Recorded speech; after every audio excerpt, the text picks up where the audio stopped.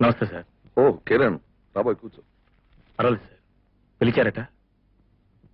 ఆ విషయం నీకు చెప్పే ముందు నీకు ముఖ్యంగా ఒక విషయం చెప్పాలి. ఏమిటండి అది? ఇక్కడికి నువ్వు వచ్చిన ఈ ఒక్క క్షణంలో 2 తప్పులు చేశావు. 2 తప్పులా? ఏమిటి సార్ అవి? ఇది నీ ఏది సార్? సారణం. ఊళ్ళో 10 మంది పెద్దల దగ్గరికి నిన్ను తీసుకెళ్లి ఇతనే నాకు కాబోయే అల్లుడు అని పరిచయం చేసిన తర్వాత కూడా సార్రో గేర్రో అనడం ఏం బావలేదు. అంకుల్ అని పిలు. ఇక రెండవది, కూర్చోవాయ్ అని నేను చెప్పిన తర్వాత కూడా అలా పరాయి వాళ్ళ చేతులు కట్టుకుని నిలబడ్డం రెండవ తప్పు. అల్లుడన్నవాడు దర్జాగా కాలు మీద కాలేసు కూర్చోవాలి. కూర్చో. థ్యాంక్స్ అండి. ఇప్పుడు చెప్పండి, ఎందుకు పిలిచారు? ఏం లేదు కిరణ్, నాకు అమ్మాయి తప్ప నా వాళ్ళు గాని నా అనేవాళ్ళు గాని ఎవరూ లేరని నీకు తెలుసు కదా.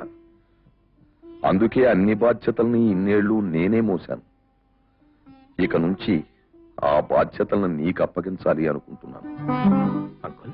త్వరలో నా బిడ్డను అందుకోవలసిన వాడివి. ఏదో రోజున ఆస్తంతా నువ్వే తీసుకోవాలి కదా. అది ముందుగానే చేస్తే నాకు మనశ్శాంతి, నీకు అనుభవం వస్తాయన్న ఆశ. తాళాలు తీసుకో.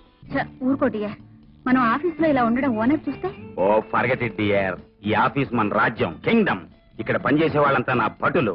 నేను రాజుని, నువ్వు రాణివి. Stop it.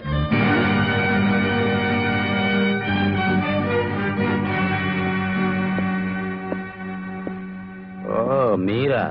ఏంటి ఇలా చెప్పా చేయకుండా వచ్చారు? వచ్చేటప్పుడు తలుపు తట్టి రావడం సభ్యత అని తెలీదా? Shut up.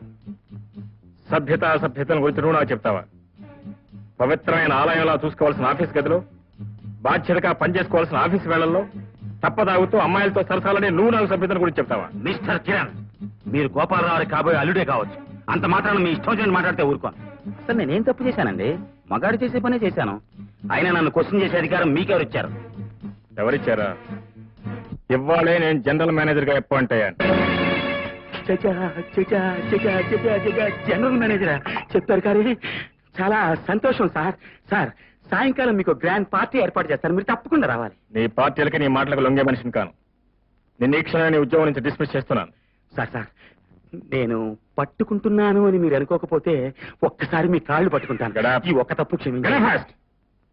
నువ్వు చచ్చి మొత్తుకున్నా సరే నీ ఉద్యోగం నుంచి తీసేయడం ఖాయం. అంతేకాదు, నేను తీసేయడం వల్ల మిగతా వర్కర్స్ కూడా బుద్ధి రావాలి. Come on sir. కమాన్.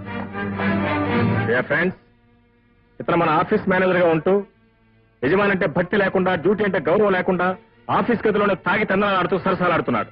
అందుకే ఇతను ఉద్యోగంలో తీసి పారేశాను. చీడ పురుగు లాంటి ఇతను ఉద్యోగంలో లేకపోవడం వల్ల మన ఆఫీసే బాగుపడుతుందన్న ఆశ.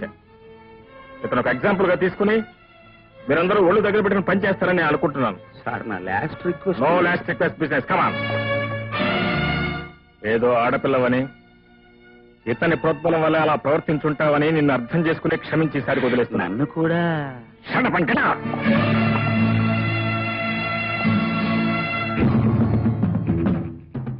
కిరణ్, నన్ను ఇంత అవమానపరుస్తావా? ఆనాడు మైసభలో దుర్యోధనుడు కూడా ఇలాగే అవమానింపబడ్డాడు. కిరణ్, ఏదో ఒక రోజు నీకు ఇదే గతి పట్టించకపోతే నా టోపీ మీదే ఒట్టు. శ్రేష్ఠరాను, అదేమిట్రా? ఏమిటేమిట్రా? ఈలోగా నువ్వు అనుభవం గడిస్తావు.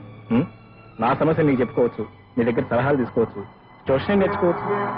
అంతేనా? లేకపోతే సంసారం నేను తంటాలు పుడుతుంటే సరదాగా చూడొచ్చునే?